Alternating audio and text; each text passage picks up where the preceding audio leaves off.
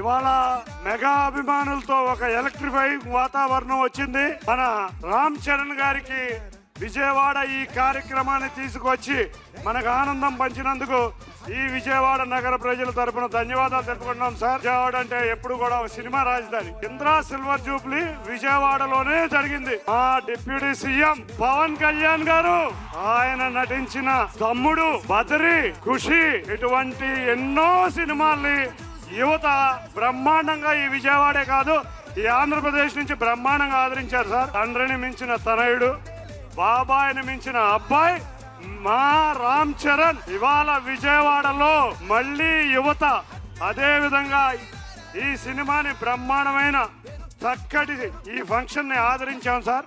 తప్పకుండా ఈ సినిమా ఎప్పుడో సూపర్ హిట్ అయిపోయింది. ఒక క్రమశిక్షణతో, ఒక కష్టం అన్నీ తెలిసిన వ్యక్తి కాబట్టే ఆయన ఇవాళ గ్లోబల్ స్టార్ అయ్యారు. మీ సినిమాలో మీ బ్యాటింగ్ బ్రహ్మాండంగా ఉంది. మీ షాట్ని మేము ఏసీఏలో కాపు కట్టుకున్నాం సార్. ఆ షాటు రేపు మాకు ఏపీఎల్ స్టార్ట్ అవుతుంది.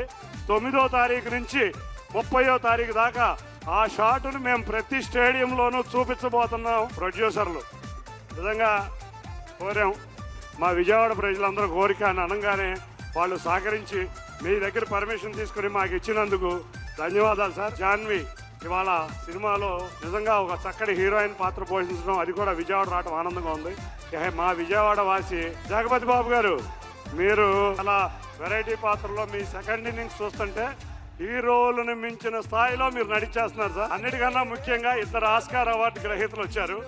ఒకళ్ళు రామ్ చరణ్ గారు అయితే మరొక ఆస్కార్ అవార్డు గ్రహీత మన మ్యూజిక్ డైరెక్టర్ రెహమాన్ గారు. అందరికీ మరొక్కసారి ఈ విజయం ద్వారా మళ్ళీ రామ్ చరణ్ గారిని విజయవాడ తెచ్చుకుందామని తెలియజేసుకుంటాం. అందరికీ ధన్యవాదాలు.